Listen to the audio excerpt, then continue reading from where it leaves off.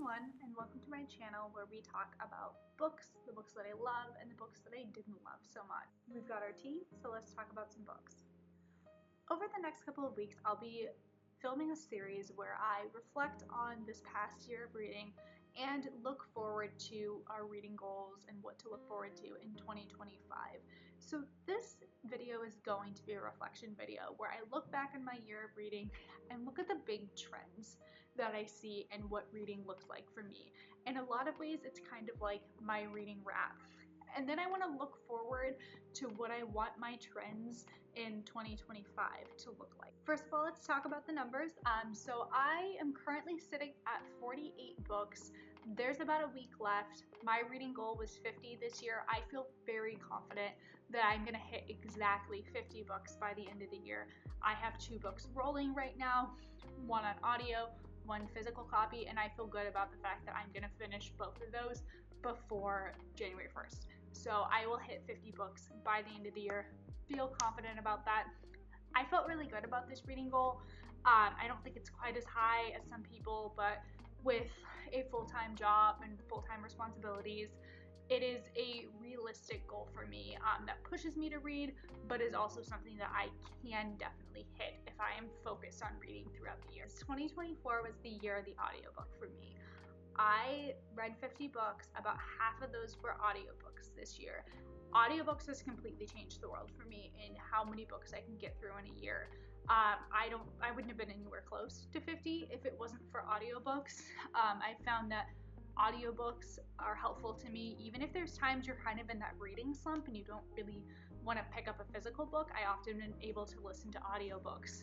I listen to audiobooks when I drive and I have a decent commute a couple of days a week, and I listen to it at the gym, which some people think is very weird. My fiance thinks that's very strange, that I want to listen to a book while I'm at the gym, but I like it, and it keeps me focused. It allows me to get through so many more books.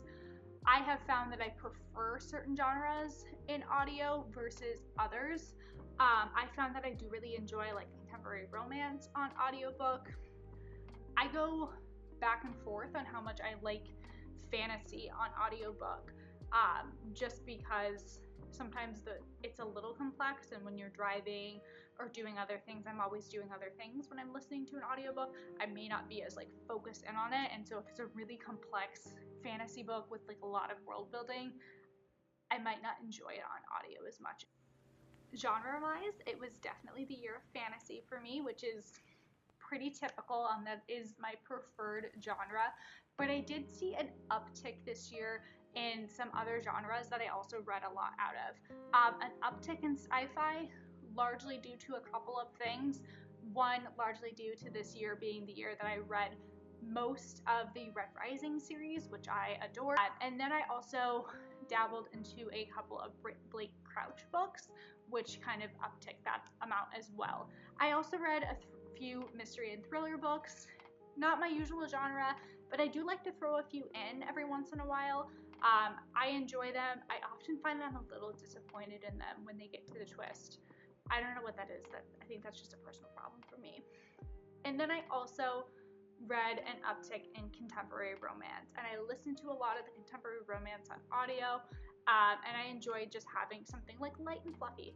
It was also the year of the library book for me. A good chunk of the books that I read were from the library, and with the combination of audiobooks and library books that I read this year, whenever I try to do like recap books, I'm like, oh, I don't even own most of these books that I read this year, which is good. I enjoyed getting to the library and using that resource. I started going to the library frequently kind of at the end of last year, and I just keep going back. I haven't been in a while, and I kind of ebb and flow out of it, but usually I will go every couple of weeks and pick up a stack of books, and it really takes me back to when I was a kid and my mom used to take me to the library, and I would go in and just like walk out with just the most insane stack of books you could imagine, and then I would never read half of them, but just always my eyes would just go wide in just this place of books, and I could just take whatever books that I wanted and take them home and read them. Was always just such a wonderful, magical experience to me.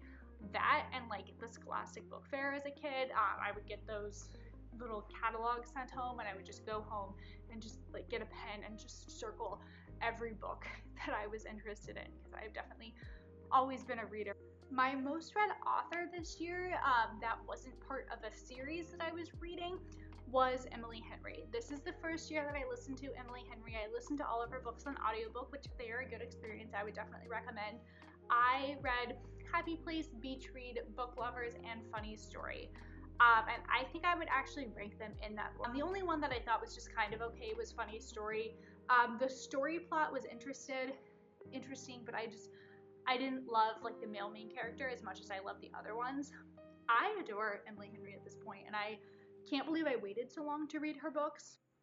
I really enjoy that they are romance books that have a lot of heart and have a lot of soul and are really going to make you feel something, and they are very emotional and have some other kind of underlying plot, which the other author that I just read my first book from, Abby Jimenez, I realized I think might be kind of like that too, and kind of cut from the same cloth, in which there is this romance here, but the characters have a lot of other stuff that they are dealing with in their lives, and it's not just sort of like kicking your feet romance that's in there, and it almost makes the characters more likable because you want them to find love and happiness because they have sort of struggled with that for so long.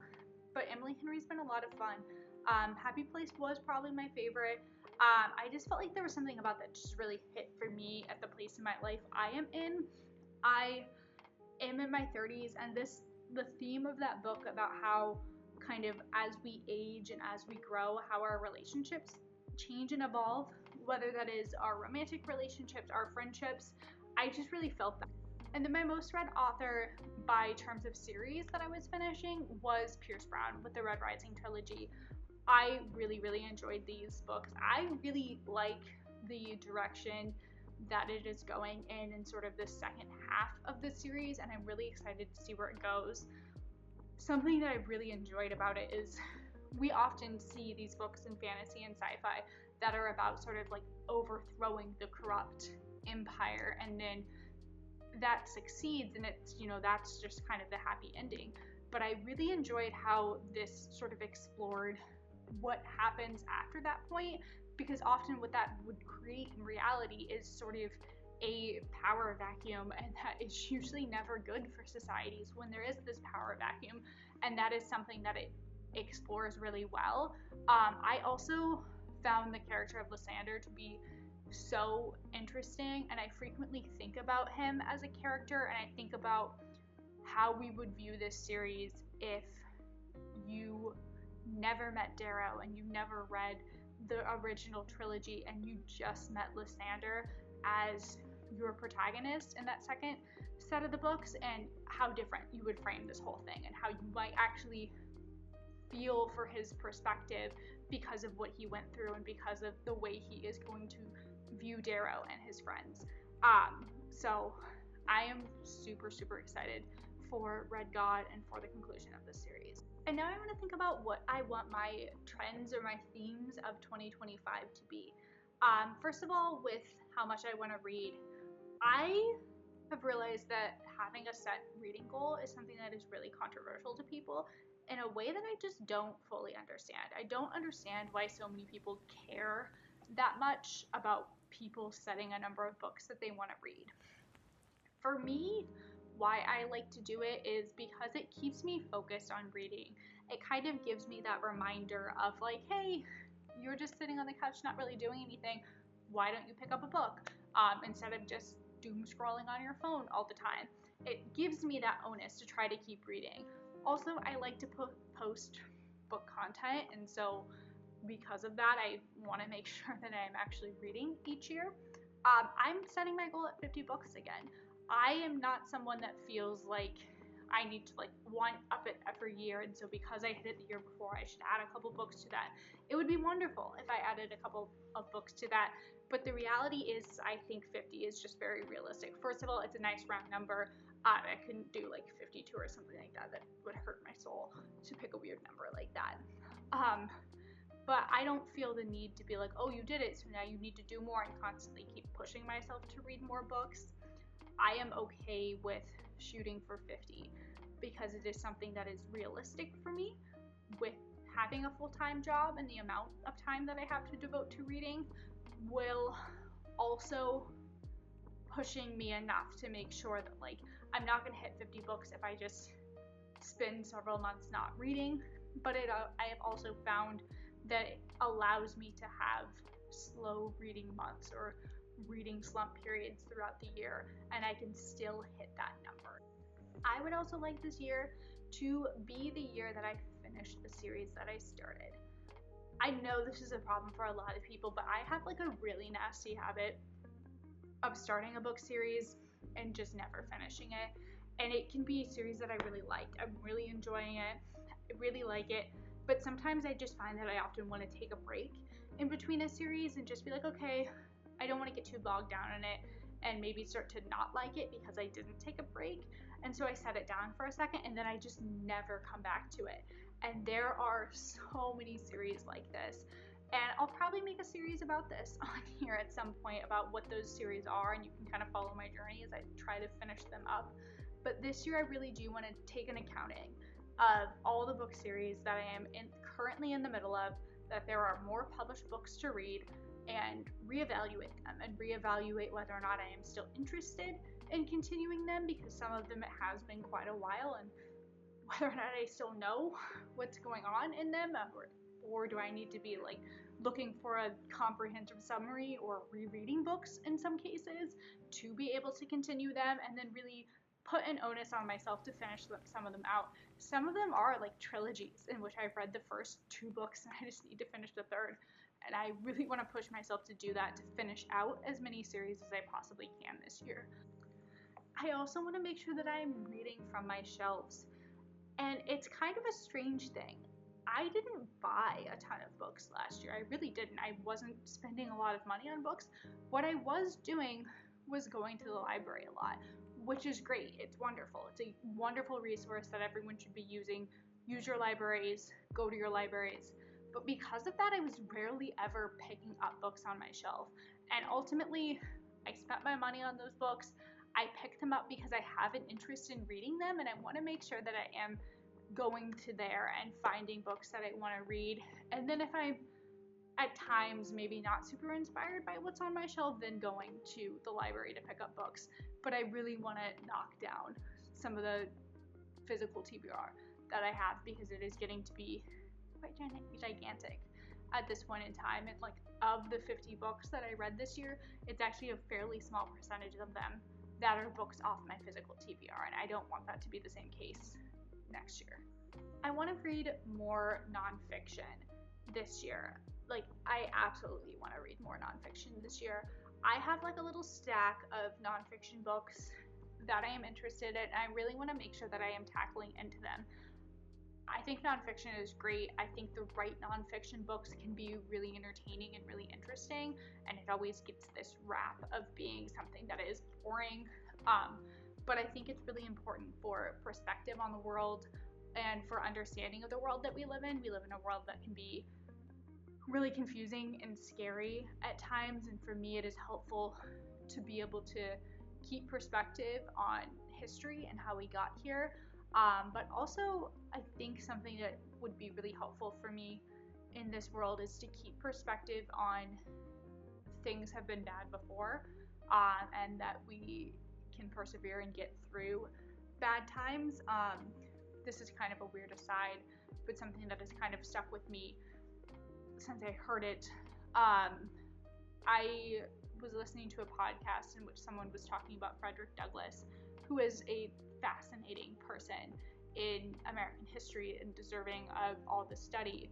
But one of the things that they talked about with him that makes him a particularly interesting person is that he is someone who who was kind of born into the worst circumstances, into slavery, and had this huge goal of emancipation, and lived to see that goal met, and lived to see all the slaves freed, but also lived long enough to see the end of Reconstruction and to see the advent of black codes and Jim Crow laws, and to see this big slide back in progress, which really does make him an incredibly interesting person to think about for perspective on progress and regression. And so I definitely do want to read more nonfiction, more things that are going to give me perspective on the world why the world is the way that it is today, and how we might be able to push forward to achieve progress in the future. And then finally, I want 2025, if I was going to sum it up by an author, I want it to be Brandon Sanderson. I want this to be the year that I really, really dive into the Cosmere. I really wanted last year to be that, and I did start. I read the first 2 books of the Mistborn trilogy, but I think it just waited too long, and then the end of the year was looming, and I just feel like I'm going to push it off into 2025. And I will probably post a video series as I dive into that and I think about the reading order and all of that. I don't want to say that I'm going to read the whole thing this year. I don't want to put that kind of pressure on me just because there is so much out there, and some of it, like, obviously the Stormlight Archive is an incredibly long series with very, very long books, and I don't want to make it feel like I have to read everything that is within the Cosmere. I also don't know that I will be a complete completionist with it. And I'm interested in other people's opinions on this, but I am not typically a novella short story person, and so I think I would need to be convinced to dive into those, which maybe someone will convince me which of those are most sort of worth my time. But I definitely feel the urge to just want to be able to jump right into like the books and Stormlight, but I have to finish Mistborn first. But yeah, it's definitely going to be the year of the Cosmere for me. I have enjoyed everything I've read by Brandon Sanderson thus far. It's not that much, but it's there, and I really do want to keep reading that. So thank you for watching, and if you like this video, please hit the thumbs up and subscribe. Planning a lot of content coming in the coming weeks about my year, about the books that I'm going to be reading coming up, and I would really appreciate it. And I would love to know, what were your trends in the reading year of 2024?